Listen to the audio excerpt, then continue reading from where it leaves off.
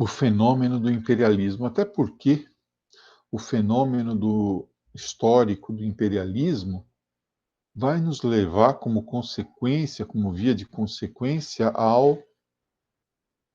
à Primeira Guerra Mundial. A Primeira Guerra Mundial, entendeu? Então tem uma dinâmica própria aí para a gente poder captar, certo? Para nos ajudar a perceber bem o quadro geral e também fazer uma revisão, né?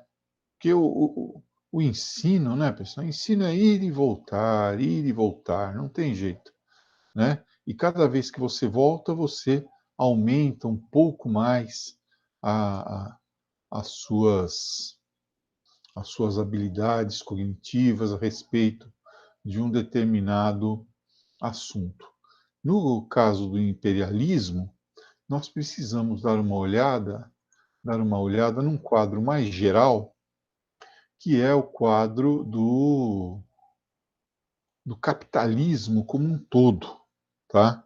Então, para começar, imperialismo e neocolonialismo é a mesma coisa.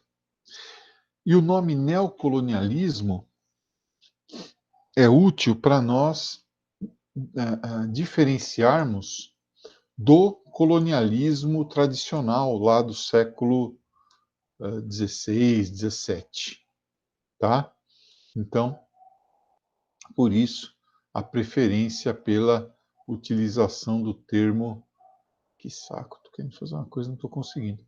Do termo neocolonialismo, tá bom? Então, por isso nós vamos preferir, para falar sobre isso aqui, imperialismo, para não confundir com neocolonialismo. Tá? Tem um texto clássico de Lenin, aliás, não é um texto, né, mas é um livro inteiro, chamado de Imperialismo, Fase Superior do Capitalismo. Tá? Então tem um livrão do Lenin aí sobre isso, né? Coloquei nessa apresentação aqui algumas indicações de filmes para vocês. Essas duas aqui morreram, né? O YouTube não me deixa exibir. Agora essas outras duas, sim, todas elas estão no YouTube, tá? Ó, A Guerra dos Boers, o programa final de semana de vocês aqui, ó. A Guerra dos Boers, a Guerra dos Boxers. Isso aqui são revoltas contra o domínio imperialista, né? Contra o domínio imperialista. A Guerra dos Boers, lá na África do Sul, a rebelião dos Boxers na China, a Guerra dos Cipaios na Índia e a Guerra do Ópio também na China. Tá? Ainda faltou uma que eu não achei filme sobre isso, a Revolução Taiping, que aconteceu também lá na China. Mas, enfim, para a gente recuperar aí o quadro geral do que nós estamos falando, vamos dar uma olhada aqui no imperialismo, né? No imperialismo. Só que para chegar no imperialismo, nós temos que fazer um caminho, nós temos que fazer um trajeto. Então, começando para entender o que estava ocorrendo no século XIX no centro capitalista, tá? Porque a gente tem que ver a partir do centro, né? Então é a segunda revolução industrial, conforme nós vimos ontem, né? A segunda revolução industrial que gera uma nova divisão internacional do trabalho. Antes, no capitalismo comercial e mesmo ah, no capitalismo industrial da primeira revolução, ou ainda no capitalismo financeiro, bem no seu início, a situação não era tão dramática quanto a que nós vamos ver agora aí, a ponto de mudar a divisão internacional do trabalho. Né? É a partir dos anos. Bom dia, Monique. É a partir dos anos 30 do século XIX que essa situação, de fato, começa a se modificar. Observe aí. Então, nós temos uma nova divisão internacional do trabalho. A Europa, e não só a Europa, também a América anglo-saxônica, né? Principalmente os Estados Unidos, também o Japão, tornam-se grandes potências industriais, mercê das transformações técnicas que aconteceram. Tá? África, Ásia e Oceania se transformam em fornecedores de matéria-prima, mercado consumidor, destino para o excedente demográfico europeu, por conta das transformações internas nas sociedades europeias, que aumentaram enormemente a população daqueles países pela redução da mortalidade infantil, né, as vacinas que passaram a ser dadas, os remédios que passaram a ser vendidos, né, a revolução na agricultura com a mecanização e com a utilização intensiva de adubos químicos. Tudo isso aumenta a produção de alimentos, menos gente morrendo de fome, menos gente morrendo de epidemia, o cloro colocado na água, enfim, tudo isso faz com que aumente a população da Europa, população essa das cidades europeias principalmente, porque a população se concentra na zona urbana em função do êxodo rural, em função do êxodo rural, tá? Pela modernização da agricultura, ok? Por outro lado, essas pessoas não conseguem se inserir na economia industrial, que é poupadora de mão de obra na segunda revolução industrial. Menos do que agora, mas já é uma tendência que se desenha. Isso se reflete na, nas diferenças entre as missões, as funções, melhor, funções de cada um dentro do sistema capitalista industrial, tá? Então, a Europa, Estados Unidos, Japão são os fornecedores de produtos industrializados e são exportadores de produtos industrializados e de capitais. E de capitais, tá? De grana. Eles têm muito dinheiro acumulado lá. E quando você tem muita. Dinheiro é uma mercadoria, né? Quando você tem muita mercadoria, dinheiro acumulada num lugar só, o rendimento diminui dessa mercadoria.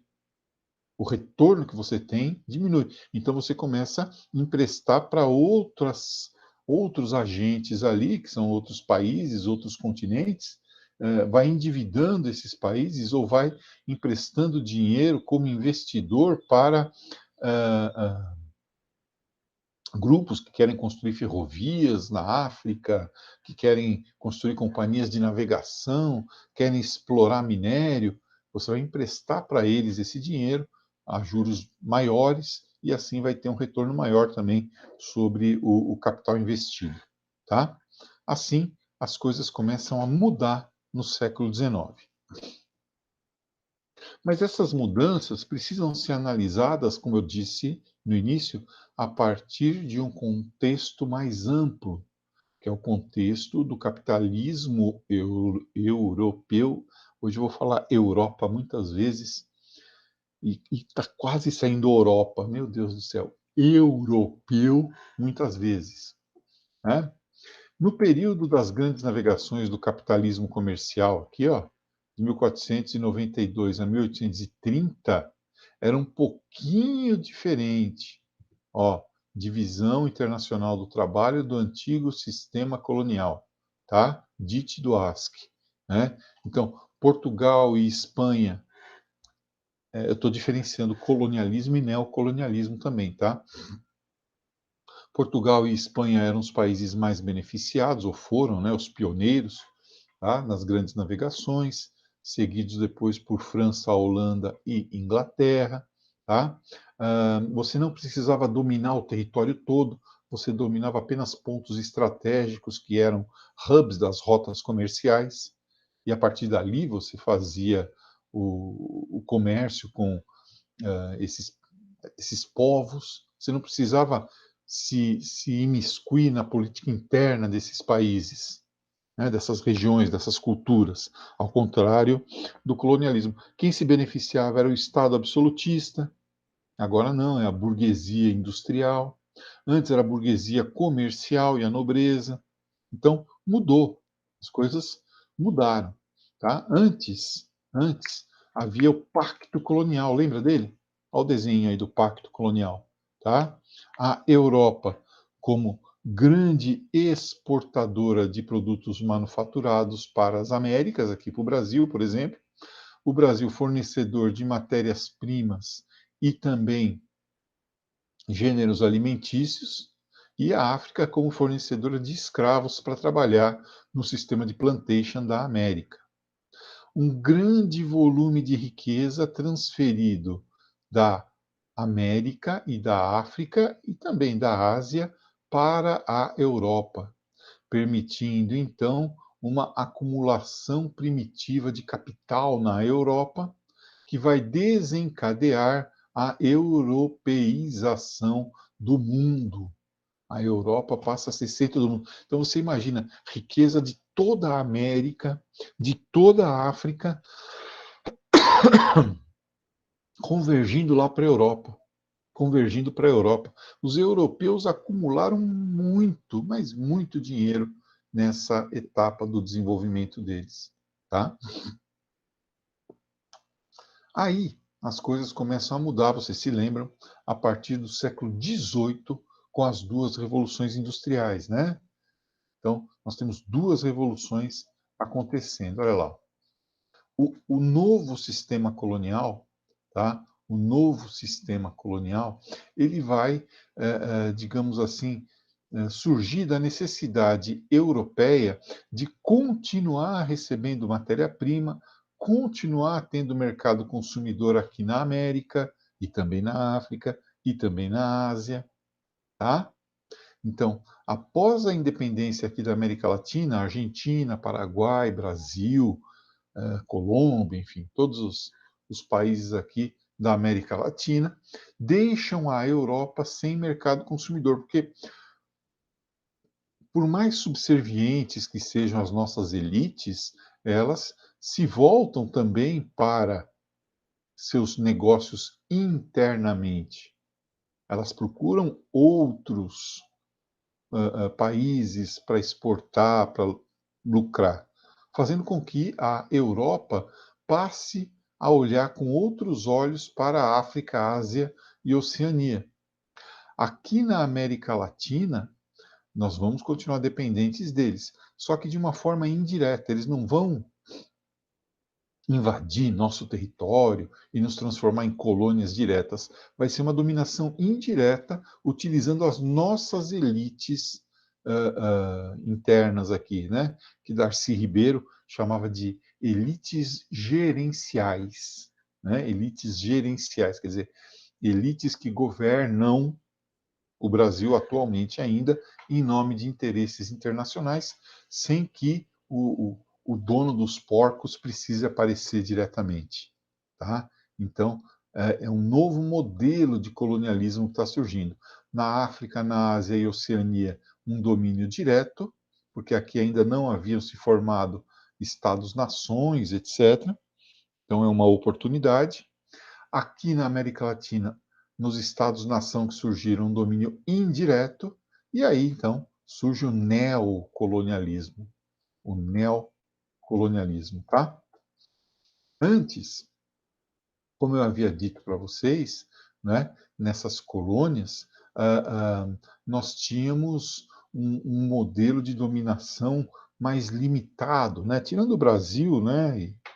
Mas lá na África, na Ásia, havia, vamos dizer assim, vamos falar assim, um respeito às culturas locais, coisa que já não acontecia mais, né, no século XIX.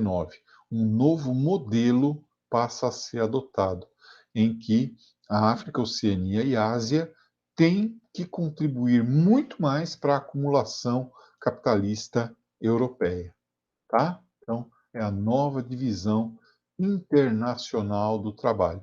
A América Latina, no século XIX, tá? No século XIX. A Europa é o centro do mundo, né? Isso aqui com as suas indústrias, com as suas inovações científicas e tal, tá? A América dos países independentes vira mercado consumidor para os produtos europeus, em primeiro lugar, e, em segundo plano, fornecedora de matéria-prima, ao contrário da África, Ásia e Oceania, que se transformam primeiramente em fornecedores de matéria-prima para as indústrias europeias e depois em mercados consumidores, secundariamente, né? Até pelo tamanho do mercado, pela renda que ainda precisa ser acumulada e pela própria tarefa mesmo, né? A que cada um se destina nesse processo. Tá? Bem, como mandar nesses novos locais? Como eu falei, antes era só um pedacinho do território. Agora é o território inteiro, inteiro. Tá? Inclusive, há uma lógica nesse processo. Você manda o missionário primeiro, aí esse missionário religioso ele dá uma acalmada lá nos nativos, né? Vai mapeando lá quem é inimigo de quem, vai aprendendo o idioma dos caras, tá? Internamente você justifica isso dizendo que está ajudando aqueles povos, que está levando para eles a civilização, que está levando para eles a fé cristã, a ciência, que está salvando cada um deles mesmos, né? Então, você começa a mapear esse território. Depois, você manda cientistas, que seriam hoje as ONGs, né? Só que hoje o próprio cara da ONG já é cientista, né? O missionário já é cientista. Mas, enfim, você mandava lá as missões científicas. Para quê? Para mapear, para conhecer o continente, para ver os rios que tem. E ele está vendo também as oportunidades. Ele está vendo também quem tem sapato, quem não tem sapato. Né? Essa história também, a Inglaterra, quando foi para a Índia, um fabricante de sapatos mandou para lá dois pesquisadores, um para o leste e um para o oeste. O pesquisador que foi para o leste viu que todo mundo na Índia andava descalço, que foi para o leste, e falou assim: olha, escreveu o relatório dele, olha, vamos ficar ricos. Aqui na Índia ninguém usa sapato. O outro que foi para o oeste, né, viu lá que ninguém usava sapato, quando volta, manda o relatório. Não adianta investir na Índia. Aqui ninguém usa sapato. Então, depende, né? Depende do ponto de vista. Então, esses caras das missões científicas, eles estão mapeando os recursos naturais, né? Mapeando as possibilidades de exploração econômica. Depois é que vem os militares, depois é que vem o domínio mesmo. Mas o objetivo final é conquistar todo o território, não mais uma pequena parte, como era no neocolonialismo. Aí, então, aparecem esses três vetores que eu acabei de falar. Ó, né? Primeiro, os missionários religiosos, tudo em nome do capitalismo industrial, financeiro europeu. Primeiro, os religiosos, dando uma amansada na turma, aprendendo o idioma e transmitindo doença. Depois, os cientistas, os pesquisadores, as sociedades geográficas e antropológicas, que vão lá mapear povos, vão mapear relações de parentesco e relações geopolíticas, e vão mapear o fundamental que são os recursos. E, finalmente, o exército, a superioridade militar europeia. Né? A superioridade militar europeia, com suas armas maravilhosas, metralhadoras, como a Maxim, por exemplo, enfim, né? Povos que lutavam com lança e escudo, que lutavam as guerras tradicionais deles, contra nações europeias com metralhadoras. Não tem como. Tá? E aí vem o exército e a dominação política. Então, no primeiro momento, os missionários cristãos de vários segmentos, hein? Calvinistas, luteranos, anglicanos, católicos, tá? Não tem preconceito, não. O objetivo é levar a fé cristã àqueles povos, para que a alma deles seja salva. Isso, inclusive, vai legitimar esse domínio. É mais ou menos. Ah, meu Deus, é duro falar essas coisas. É mais ou menos o que a FUNAI está fazendo hoje em dia com os nossos índios isolados na Amazônia. Você pega hoje em dia a FUNAI, ela é composta por religiosos radicais e, por outro lado, militares. Tá? Essa combinação tomou conta da FUNAI e está tentando salvar os índios deles mesmos. Então, católicos, anglicanos e tal, esses caras vão lá justificar, legitimar o domínio deles, né? Inclusive internamente. Internamente. Tá? Dizendo que as religiões dos africanos são demoníacas e que eles precisam chegar a Deus. Tá? Então, isso é uma forma de dominação cultural, né? Você quer que o cara passe a fazer parte do seu grupo, você desenraiza esse cara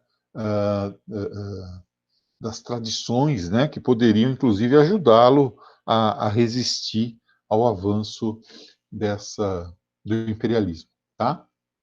Esse é um deles, ó, David Livingstone, né?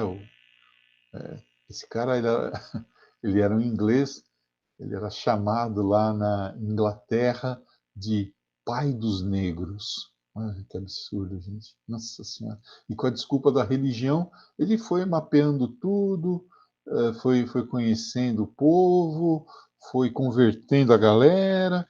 E aí, quando vem os pesquisadores e quando vem o exército, aí fica mais difícil, né, para esses povos resistirem, tá? Aí, o segundo passo é dado pelas associações geográficas. Então, precisamos conhecer o continente africano. Vamos lá conhecer o continente africano. Vamos. Como que nós vamos conhecer o continente africano? Vamos encontrar a nascente do rio Nilo. Vamos encontrar aonde o rio Nilo branco se divide ou se encontra, né, com o Nilo, com o Nilo azul. Puxa, que coisa legal! Vamos ver o que a África pode, né, fazer para a gente. Na verdade, eles estão vendo caminhos, eles estão vendo quais povos são mais bravos e menos bravos, né? Então, com a desculpa de que estão indo conhecer o interior da África. Olha aí, o rei da Bélgica, Leopoldo II, bela barba, hein? Então, ele começa, o rei Leopoldo, com a desculpa, né, de conhecer melhor a África, vai lá fazer essa pesquisa toda. Inclusive o Congo, a região onde é a República Democrática do Congo, se vocês pegarem o mapa da África lá no centro, era uma propriedade particular do rei da Bélgica. Com, com todos, ele tinha um país maior do que a Bélgica, com todos os seus diamantes, com todos os seus, né, com as suas coisas e tal. Ele achava que ele era o dono daquilo ali.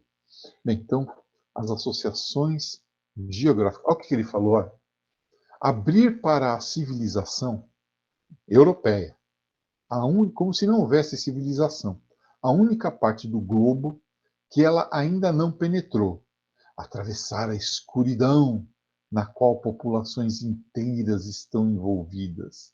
Gente, esses caras estavam lá há milênios, adaptados ao bioma, vivendo a vida deles. E aí vem aquela ideia de África que nós temos até hoje, né?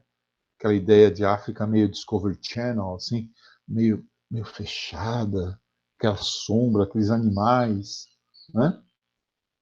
Vem dessa época aí, essa coisa de África que nós temos até hoje. Olha o que as associações geográficas estavam atrás, ó, marfim, madeira, minério, né, pedras preciosas, diamantes, minério de ferro, ouro, né, fibras para fabricação de tecidos, tá? Aqui, ó, plantio de seringueira para obtenção de látex, muito boazinhas as associações geográficas. Esse é um americano, os americanos entram nessa também. Esse é o Stanley, né? Juntamente com o Leopoldo II da Bélgica, tá? Ele criou a Associação Internacional Africana para a construção, abre aspas, de postos avançados de civilização, né?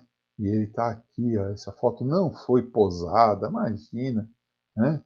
Uma foto completamente espontânea em que um menino africano em trajes típicos, né, está aparentemente recebendo ou dando aqui, né, alguma coisa para o Stanley, que está vestido como um verdadeiro caçador, um explorador, ó, que ele está com uma arma, está olhando com um olhar meio severo para o menino que está com a cabeça baixada, né? Esse é o Stanley, filha da mãe, um jornalista, né? Esse capacete dele aí também, para se proteger dos malignos raios solares africanos. Então, esse era o espírito civilizador que juntava religião e ciência, né? No início da empreitada imperialista, no início da empreitada imperialista. Stanley. Muito bem. Prosseguindo aqui, olha aí, ó, né? O chefe Mokoko, em Brazzaville, né? Com uma tribo do Congo francês, está aqui a bandeira da França, né? Bandeira da França, aqui um missionário ou um cientista, né? O Congo francês, né? Tá? Embora pouco lembrada, a administração de Leopoldo II foi o primeiro golpe de facão do imperialismo da África, que, na verdade, se desencadeou depois com a Inglaterra e com a França, né? Então, nós temos aí o homem branco levando a civilização para a África. Eu acho isso de uma hipocrisia, de um fingimento, de uma pouca vergonha gigantesca, né? Mas, vamos lá. E aí, finalmente, a terceira etapa, né? Que é... aqui faltou uma letra aí, que vai dividir a África entre os colonizadores, né?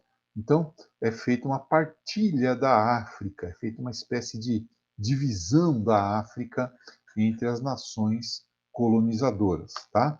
Vai ficar com uma fatia maior o país que tiver maior capacidade industrial. Então, primeiro lugar a Inglaterra, depois a França. Segundo, o país que puder garantir militarmente a sua presença com maior efetividade. E, de novo, a Inglaterra está na frente. Terceiro, a maior relevância geopolítica. Adivinha quem está na frente? A Inglaterra. Né? E agora, os seus aliados. Né? Se você, por exemplo. Nossa, o que será que eu quis escrever aqui? Portugal, por exemplo, né, era grande aliado da Inglaterra, então Portugal pôde manter algumas das suas colônias, como Angola, Moçambique, Guiné-Bissau, São Tomé e Príncipe. Lá na Ásia, conseguiu manter Macau, né? Goa, Dio, Damão, enfim, pôde manter algumas das suas, das suas colônias. Tá? E aí foi feita, então, a divisão da África. Olha lá, esse pedaço aqui, tudo que tiver em azul claro é África Francesa, tá? Tudo que tiver em rosa é Grã-Bretanha, olha, Inglaterra, olha aí, Inglaterra, tudo isso aqui, tá? Olha aquilo que eu falei dos belgas, um país inteiro pertencente a um cara, o Congo belga, né? A Espanha, que não era uma grande aliada da Inglaterra, se ferrou. Ficou basicamente com Tanger e Rio de Ouro, né? Ou Rio do Ouro, que hoje em dia é o Saara Ocidental. A Itália ficou com a Somália, Somália, Eritreia e ia ficar aqui com a Líbia, né? E ia ficar com a Etiópia, mas foi derrotada pelos etíopes. A Etiópia ganhou dos italianos. juntamente com a Libéria, aqui, ó, um país criado pelos Estados Unidos para mandar a população negra de volta para a África após a Guerra Civil. A Libéria foi um país inventado pelos americanos e aqui também, como país independente, e também a Etiópia, né? A Alemanha, com 3 áreas, basicamente, né? O Togo, a Namíbia, Costa do Esqueleto, né? Isso aqui é um deserto, e do lado de cá, Camarões e Tanzânia, né? A África do Sudoeste alemã. Depois ela iria perder tudo isso aqui na Primeira Guerra Mundial. Portugal, como eu falei, Angola, Moçambique, Guiné-Bissau, aqui São Tomé e Príncipe, e os países independentes, Etiópia e Libéria. Tá? Então dá para perceber que a parte do leão ficou para ingleses e franceses aí, né? Mas, professor, e os africanos? Ninguém liga. E na Ásia, a mesma coisa, né? A África está aqui, e aqui o Oriente Médio. O Oriente Médio do Império... Eu vou espirrar.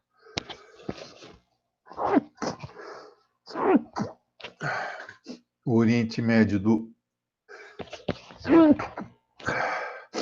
Império Turco, Império Turco, né, do Oriente Médio, e aqui os domínios ingleses, ó, domínios ingleses na Índia, na Austrália, Nova Zelândia, Nova Guiné, tá? Um domínio holandês da Indonésia, como tem até hoje, um domínio francês na Indochina, ó, o Japão comandando a Coreia e também Taiwan, as Filipinas dos Estados Unidos, após uma guerra, né, que eles tiveram lá, algumas áreas dominadas aqui pela Alemanha, né, a província aqui de Hainan, na China, terras do Imperador Guilherme, em Papua Nova Guiné, tá? Mas pouca coisa.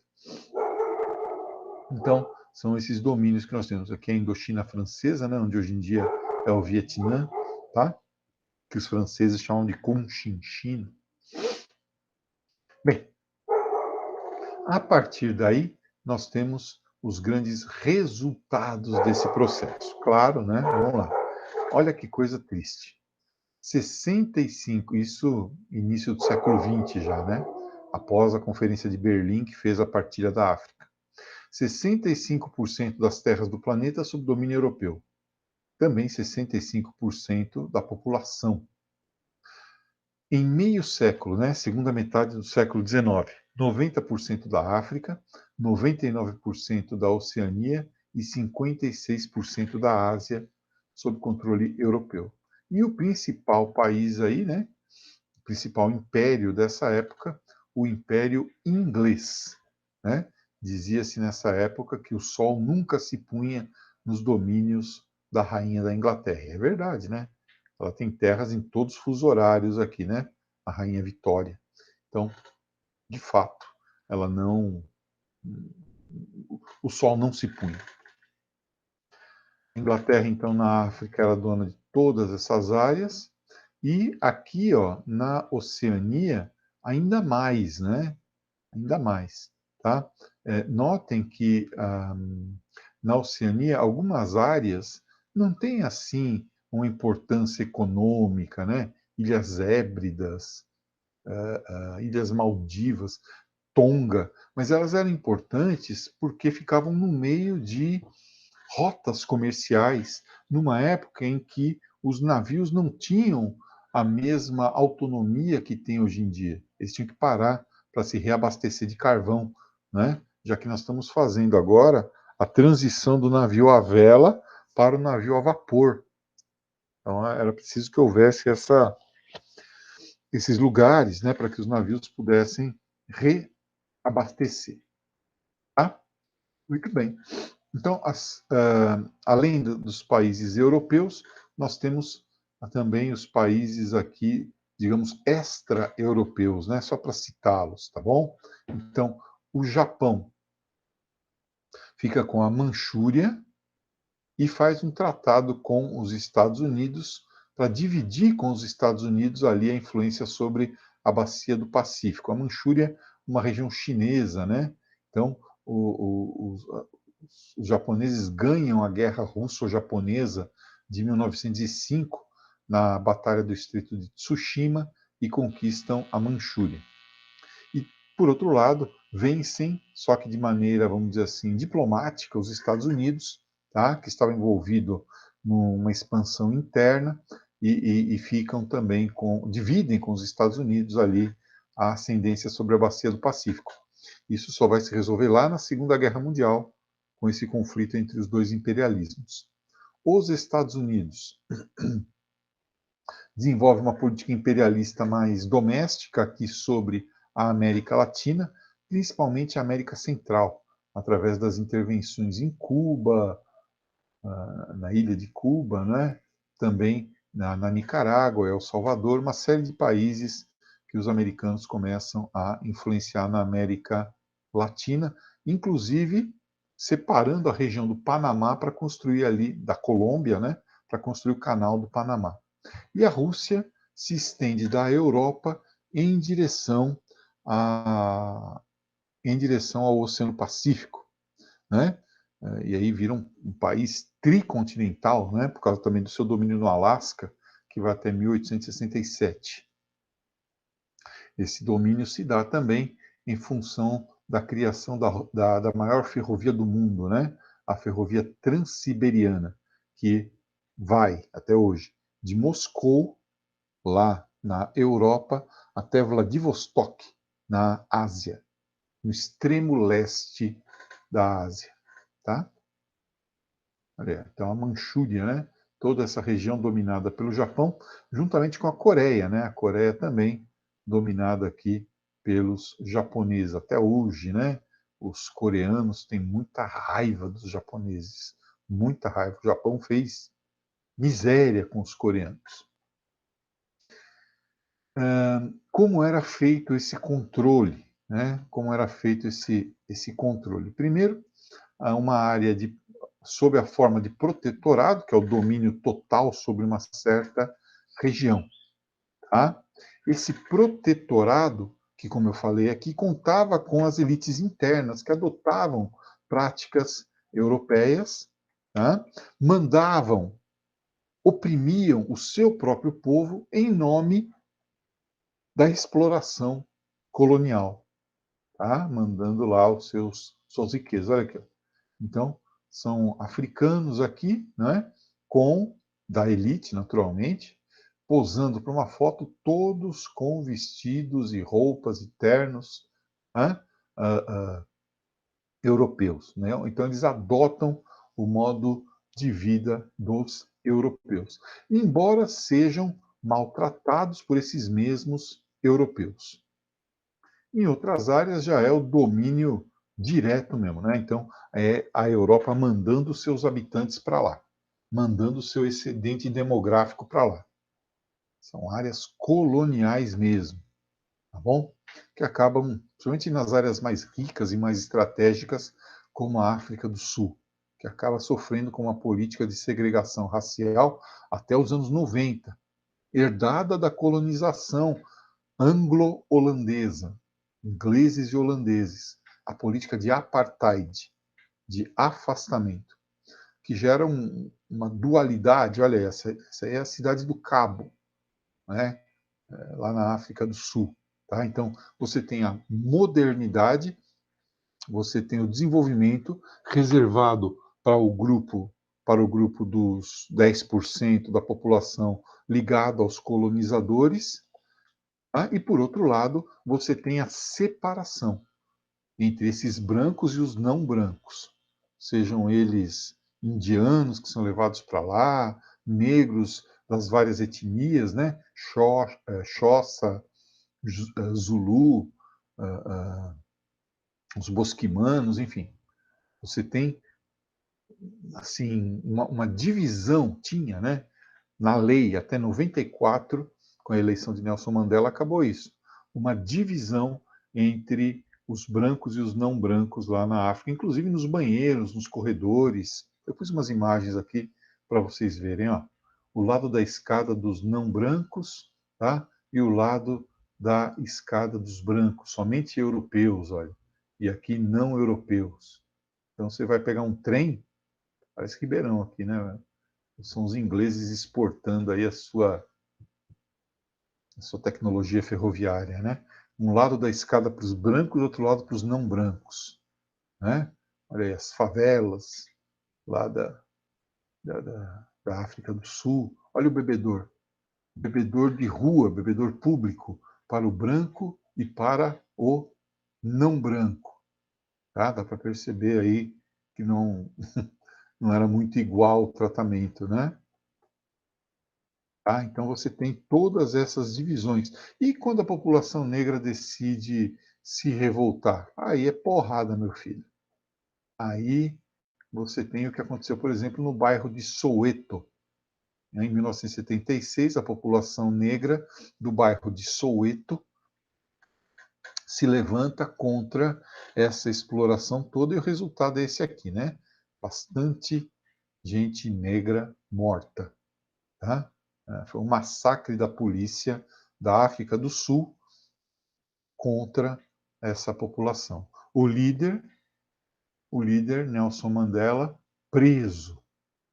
Nelson Mandela permaneceu um tempo enorme preso.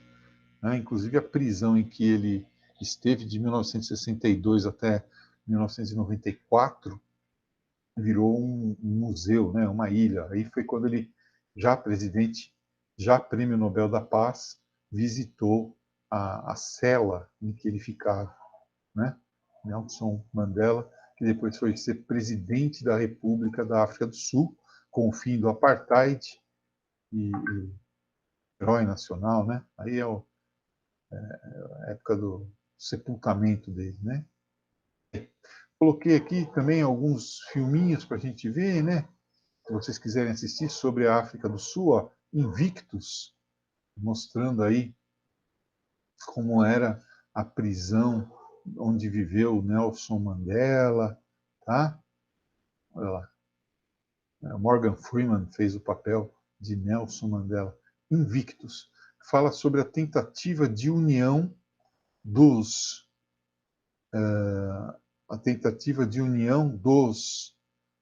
sul-africanos através do rugby, do esporte nacional, tá? Então, se vocês puderem assistir, é um belo filme, de vez em quando passa na TV. De vez em quando passa na TV. Invictus. É um belo filme, viu? Eu recomendo. Sobre esporte também, né? Esse aqui o YouTube tirou, né? Também fala sobre a África do Sul. Bem, aqui já é a nossa segunda aula de hoje, tá? Vai ser a nossa sexta aula em que nós vamos falar aí sobre as revoltas nas áreas coloniais. Ufa! Então, essa foi a nossa primeira aulinha de hoje sobre imperialismo. A gente se encontra lá na última aula. Tchau, tchau. Obrigado e desculpe pela aula demorada. Ô, professor, calma aí. Oi, Você não vai ter a última aula hoje, é redação. São duas não as sou